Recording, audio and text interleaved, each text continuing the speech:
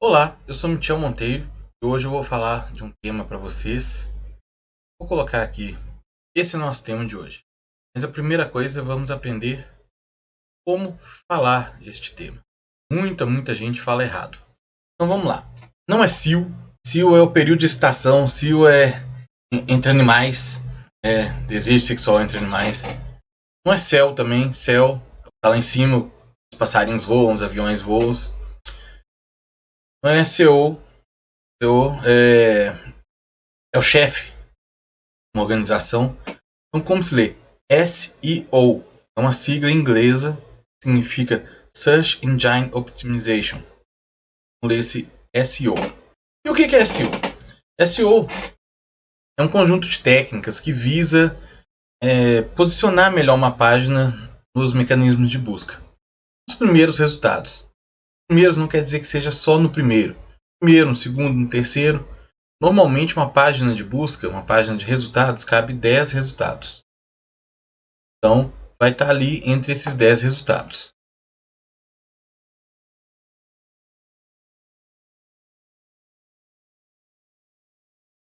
Detalhe, vai estar entre esses 10 resultados ou não. Por quê? Por quê? São infinitos resultados que existem para uma busca. Vamos supor, você busca televisão. Quantas pessoas tem um site ou que estão anunciando uma televisão para vender no e-commerce? Existem milhares. Então, o objetivo do SEO é fazer com que o resultado da sua empresa, o resultado do seu blog, ele esteja o mais próximo possível dos primeiros. Tá? Então, como na primeira página só cabe 10, ali vão estar os 10 melhores. Mas você pode ser um dos primeiros resultados da segunda, da terceira, da quarta página. Se você não faz nenhuma ação e tudo, você vai estar lá pela 50ª página, 100ª página. Ou seja, como se não estivesse.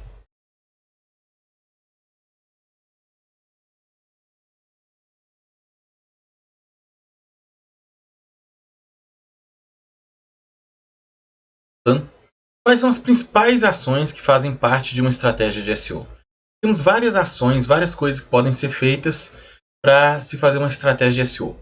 Meu objetivo nesse vídeo não é falar tudo que existe sobre SEO, mesmo porque isso daria um curso de várias horas. Tá?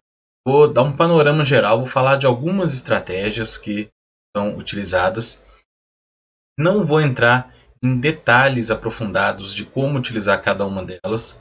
Vai variar se você vai estar fazendo isso no WordPress, se você vai estar fazendo blog feito à mão, num blog feito em páginas. Tá? Então eu vou dar um panorama geral. Vamos lá. Entre as estratégias nós temos a criação de conteúdo, o SEO on-page, a construção de autoridade, faz parte do SEO off-page, e a experiência do usuário. Vamos lá. A otimização do mecanismo de busca, ela é feita com o objetivo de você entregar o melhor conteúdo para o seu usuário. O que significa isso?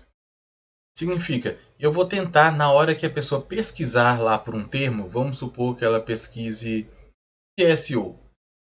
O Google ou a ferramenta de busca que ela tiver, porque SEO não funciona só para o Google, funciona para qualquer ferramenta de busca, vai tentar mostrar para ela os primeiros resultados sendo os que ele considera os melhores. Então, vão ser os mais completos, os que têm uma maior autoridade, estão mais bem escritos. Nós vamos ver algumas coisas. Então, agora vamos falar de rastreamento, indexação e exibição de resultados. Tudo começa na parte de rastreamento.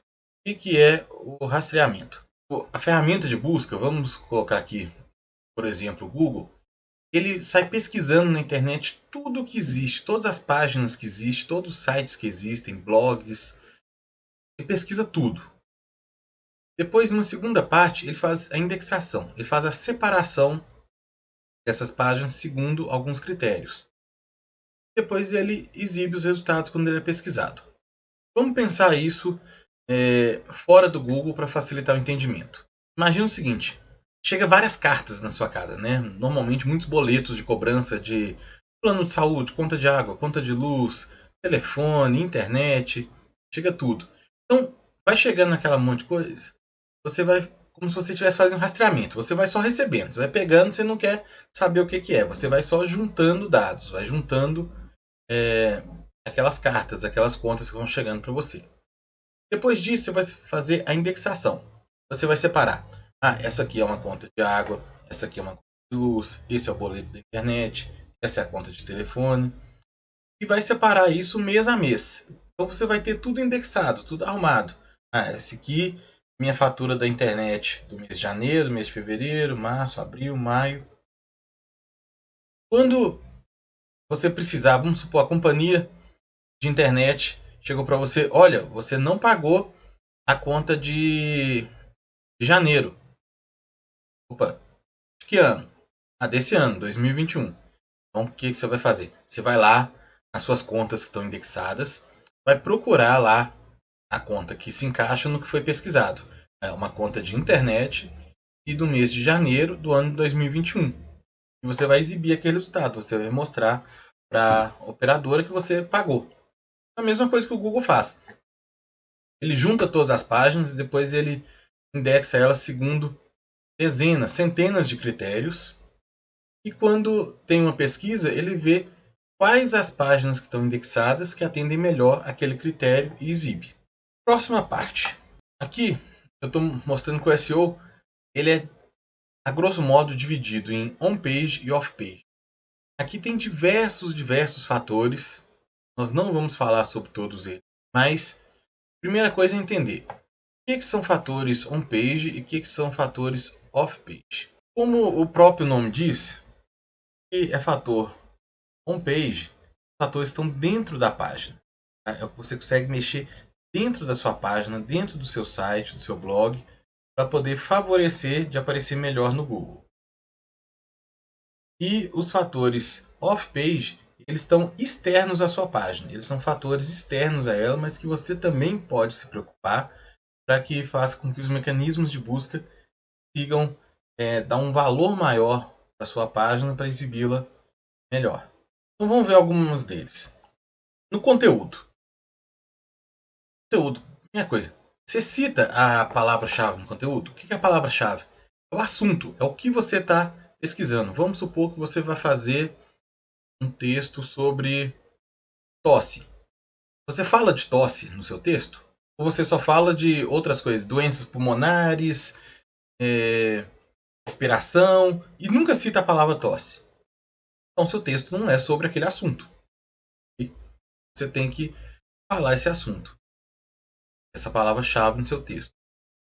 Tem que ser uma quantidade razoável. Você fez um texto de 1000 palavras, colocou a palavra tosse uma única vez, não parece que você está falando sobre esse assunto. Parece que você está falando sobre outro. Você cita mais vezes outros assuntos. Ah, então é só encher a palavra tosse. Todo parágrafo eu vou falar a palavra e vai resolver? Não, não vai resolver. Vai te punir por causa disso. Ele vai ver que você está tentando forçar a barra, você está tentando escrever só para ele. Você não está escrevendo para um usuário normal ler. Tá? Tentando colocar a mesma palavra várias vezes para que ele entenda que você está falando sobre aquele assunto e você é muito relevante. Não é por aí. Os usuários ficam satisfeitos com a quantidade de ocorrências? Isso que eu acabei de falar. O texto tem que ser escrito para pessoas. São alguns detalhes que você vai fazer no texto que vão fazer com que o Google ou qualquer outro mecanismo de busca também entenda aquele texto como um texto mais relevante. Tá? Isso não é para escrever para eles, é para escrever para seres humanos entenderem, para seres humanos conseguirem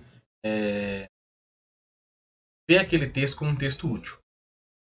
Outras duas coisas que você pode fazer no seu conteúdo: usar variações e utilizar sinônimos. Isso acontece, por exemplo, imagina que você vai falar sobre mexerica.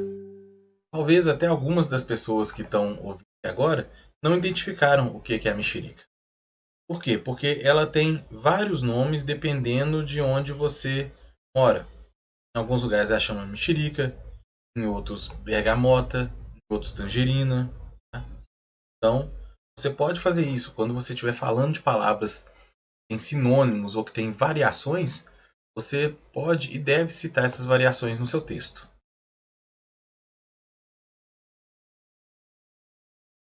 Conteúdo escaneável. O que é isso? Esse conteúdo escaneável é como vocês estão vendo aqui. Tá vendo que eu poderia ter escrito isso tudo numa linha só. Ficaria uma coisa ruim de você olhar, coisa ruim de você entender. Aqui não. Eu tenho uma linha que eu falo o que é e tenho alguns itens. Então são parágrafos curtos. Você não vai fazer um parágrafo de 50 linhas. Headlines ou cabeçalhos. São os títulos ou subtítulos que vão ter no seu texto. Então, por exemplo, coloquei aqui, ó, conteúdo escaneável. Isso é um dos títulos que eu estou usando no meu texto. O próximo slide vai ter um outro título. Bullet points. São esses pontinhos. Eu estou dividindo um assunto em tópicos, em itens. Negrito, eu posso colocar algumas coisas em negrito que eu quero enfatizar.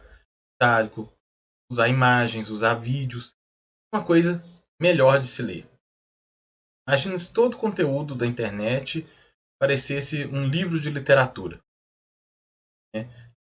Aquele texto, só texto, não tem nada ilustrando, não tem um respiro, você tem que ficar lendo aquilo na tela e não tem uma distância entre os parágrafos.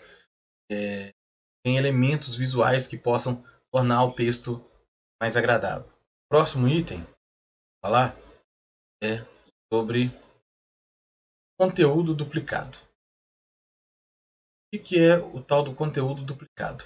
Você vai criar um site novo. Aí você vai lá num outro site que fala do mesmo assunto, copia todo o texto que está lá e coloca no seu site. O que vai acontecer? Não vai acontecer nada. Porque o Google, na hora que for exibir alguma coisa, ele pode fazer isso aqui. O Google consegue entender que foi o outro site que criou o conteúdo primeiro, por causa do período onde ele indexou, de quando ele indexou. Então, você pode cair aqui nessa situação aqui, olha. Vai exibir todo o resultado e vai falar, olha, para mostrar resultados mais relevantes, omitimos algumas entradas bastante semelhantes, ou seja, conteúdo duplicado. Então a pessoa teria que clicar aqui para mostrar o conteúdo duplicado. Para que ela vai fazer isso? Ela quer uma resposta. Se o resto é mais do mesmo que já está lá, ela não quer ver. E o Google também não vai dar uma relevância para você, não vai dar um peso para você. Afinal de contas, você é mais do mesmo. Então, sempre que for escrever, procure ser original, procure escrever um texto novo. Tá? Você pode pegar outros textos como base, como referência para poder escrever o seu? Pode, claro, isso é normal, isso é comum. Muitas vezes você vai escrever de um assunto que você não sabe, então você vai precisar de ler vários outros assuntos para você criar o seu texto. Isso pode.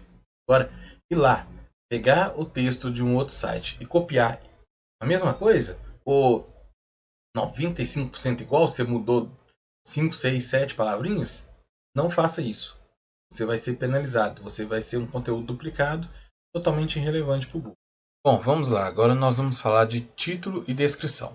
Então, quando você pesquisa alguma coisa na ferramenta de busca, ela te traz os resultados listados, ela traz o título e a descrição.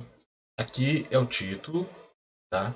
Então, esse título tem que ser chamativo. Isso é interessante. Aqui eu busquei por clipe de papel. Então, no título contém a palavra clipe de papel, promoções americana. Então, um título que vai ser chamativo. E a descrição também precisa ser uma descrição que você seja interessante. Quanto clipe de papel com as melhores ofertas e promoções na americana. Isso baixo entrega rápida. Por quê? Às vezes você não vai conseguir colocar o seu resultado na primeira posição, na segunda. Mas às vezes vai estar na terceira ou quarta posição, mas pode estar tão chamativo, tão interessante você colocou que você vai receber mais cliques do que quem está em primeiro. Tá? Obviamente, usar as palavras-chave aqui, usar uma boa descrição e tudo, vai te ajudar ao mecanismo de busca entender que você está falando daquilo, entender que você é uma pessoa relevante sobre aquilo e te dar uma posição melhor. Como eu falei, existe uma série de outros elementos que vão influenciar o posicionamento e fazem parte do SEO Homepage. Então, você pode ver aqui o URL, as imagens, o texto alternativo. Então, as imagens também têm um texto alternativo. As ferramentas de busca elas não conseguem ler dentro de uma imagem, não conseguem saber exatamente o que tem. Você pode colocar um texto alternativo nessa imagem que ela vai saber por ali o que tem na sua imagem. E os links internos. E os links internos, quando você tem várias páginas, você pode ter assuntos complementares. Então, dentro de uma página, você vai criar um link apontando para outra página. Isso vai ajudar o mecanismo de busca a entender que são assuntos correlacionados. Fatores off-page. Fatores off-page, eu vou falar só de um, que é o link build. O que acontece? Link build são links de um site para o outro. O fato de você ter links de um site para o outro, você passa autoridade, você passa reputação de um site para o outro. Vou explicar melhor como que isso funciona. Imagina o seguinte, você muda de bairro, aí você vai chegar lá, você precisa de um pedreiro para poder fazer um serviço na sua casa. Você não conhece nenhum pedreiro na região, você é novo naquele bairro. O que você vai fazer? Você vai perguntar para o seu vizinho se ele tem algum pedreiro de confiança dele. Vai perguntar para o porteiro, se trabalha num prédio. Você vai buscar informações de outras pessoas. Você vai buscar recomendações de outras pessoas. Então é a mesma coisa. Os links apontando para o seu site são como se fossem recomendações. Olha, eu tenho esse conteúdo aqui, mas eu recomendo também esse outro conteúdo. Então, as ferramentas de busca, em especial o Google, isso aí foi um grande diferencial que eles trouxeram. Eles aprenderam a entender essas recomendações.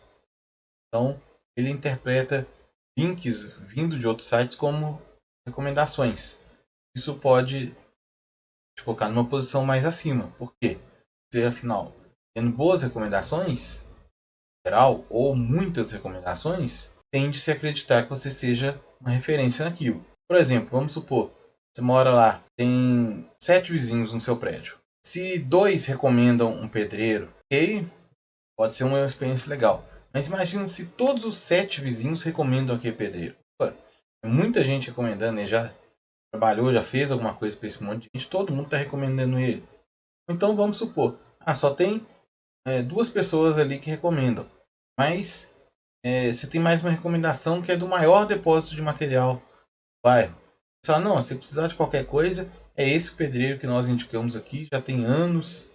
Então é uma indicação com maior validade, uma indicação mais forte.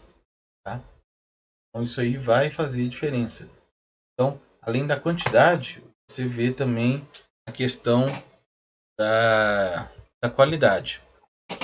Por exemplo, aqui nessa imagem, você tem o seu site, você tem recomendações. Recomendação pequena aqui, uma outra pequena aqui. Esse aqui é uma recomendação grande, é como se fosse um site já grande, um site confiável, indicando o seu. Imagina, você tem um blog, aí um outro blog qualquer indica, tem um certo peso.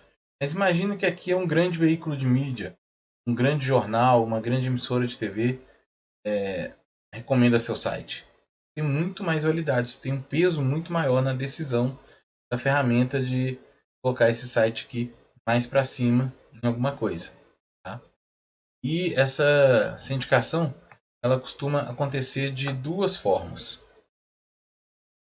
Ela pode ser uma indicação que a gente chama de link do follow ou link no follow. Isso já é uma coisa mais técnica, mas é o seguinte: o link do follow ele é um link que ele passa uma autoridade maior, como se eu estivesse recomendando, qual no caso pedreiro. Olha, eu estou recomendando ele porque ele já fez serviço para mim. Eu sei que é bom. Eu já usei o serviço dele, então eu ponho a minha mão no fogo. Estou passando a autoridade que ele fez bem para mim, então eu acredito que ele vai fazer bem para você. Um link no follow é um link que, imagina essa questão mesmo da indicação. Um outro vizinho vê, olha, eu ouvi falar do fulano de tal, não sei, nunca trabalhou para mim, não conheço o serviço, mas eu já ouvi falar dele. Então você vai, mas sem aquela segurança de ter sido uma indicação realmente boa, uma indicação que realmente vai resolver o seu problema, tá? Mas as duas são importantes, por quê? Não existe só um tipo. Ah, no caso dessa indicação do pedreiro, não é possível que todo mundo. Você mora num prédio pequeno, sei lá, 5, 6, 7 apartamentos além do seu? Ok, pode ser possível que todo mundo já tenha feito serviço com ele. Mas você mora num condomínio com 200 apartamentos. Nem todo mundo fez serviço com ele. Mas algumas pessoas ouviram falar dele. Viram falar que receberam a recomendação de outro, mas ainda não tiveram tempo de testar, o orçamento não correspondeu. Então, é assim que acontece na internet. Você tem centenas de milhares de sites apontando um link uns para os outros. Alguns com links do follow e alguns com links no follow. E é uma coisinha um pouco mais técnica.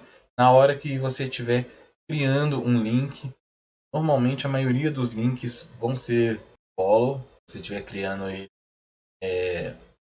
zero, criando uma página anualmente. Se você estiver usando um gerenciador de conteúdo, um WordPress, por exemplo, vai ter muito link no follow, link de comentários. Normalmente, os links que são fáceis de colocar na internet, por exemplo, eu posso fazer um comentário numa página e colocar um link. Ah, eu vi isso na página tal. Mas é um link muito fácil de ser manipulado. Todo mundo, qualquer pessoa pode ir lá e colocar esse link. Então, normalmente, ele é um link no follow. Então, já é um link que já passa um baixo valor. É uma recomendação de baixo impacto, porque ela pode ser manipulada muito facilmente. Agora, links com maior autoridade, link mídia, de algum site, alguma coisa com maior autoridade, normalmente são links do follow, mas são links mais difíceis de conseguir. Fora isso, a gente ainda tem mais um sinal, a experiência do usuário. Tá? Último item aqui. Essa construção de autoridade, ela são esses link build que eu falei. A experiência do usuário. O que é essa experiência do usuário? Você tem vários sites. Os sites que são mais rápidos, eles te dão uma experiência melhor do que os mais lentos. Então eles tendem. Ah, eu tenho dois sites que vão te dar uma resposta de acordo com a série de classificações que o Google faz. Então existem centenas, mais de 300, algumas pessoas falam em mais de 500 fatores que o Google usa para ranqueamento. Ele não revela quais são, porque senão seria muito fácil de ser manipulado. Todos esses fatores que eu mostrei aqui, ou ele já falou, que alguns ele fala, então são fatores que são testados e a gente chega à conclusão que aquilo realmente funciona. Mas voltando à experiência do usuário, então tem vários fatores. Por exemplo, tem dois sites que vão te dar a mesma qualidade de resposta. Só que um site carrega muito mais rápido que o outro. Então ele vai te dar uma experiência melhor para o usuário, para a pessoa que vai ler aquele site. Então, está na frente para o Google. Você está no celular, um site que foi projetado para abrir bem numa tela celular, projetado para ser o que a gente chama de site mobile, ou site responsivo, que é um site que se adapta ao tamanho da tela do celular. Também vai ter uma preferência de ser mostrado se você estiver pesquisando no celular. Então, existem uma série de detalhes de experiência do usuário que também são levados em consideração. Esse assunto de SEO eu dei uma panorâmica bem rápida. Cada item desse que eu falei tem uma série de detalhes, tem a forma de você fazer isso. Você está utilizando o WordPress, tem plugins que vão te ajudar no SEO. Se você não está, se você está fazendo na mão, está fazendo outra ferramenta, provavelmente a ferramenta tem as formas de trabalhar isso. É um assunto extremamente longo, é um assunto extremamente complexo. Isso aqui foi para dar um panorama geral, para vocês entenderem mais ou menos, entender os itens que tem. Depois eu pretendo gravar mais vídeos aqui no canal falando um pouco mais de algumas coisas, alguns outros detalhes.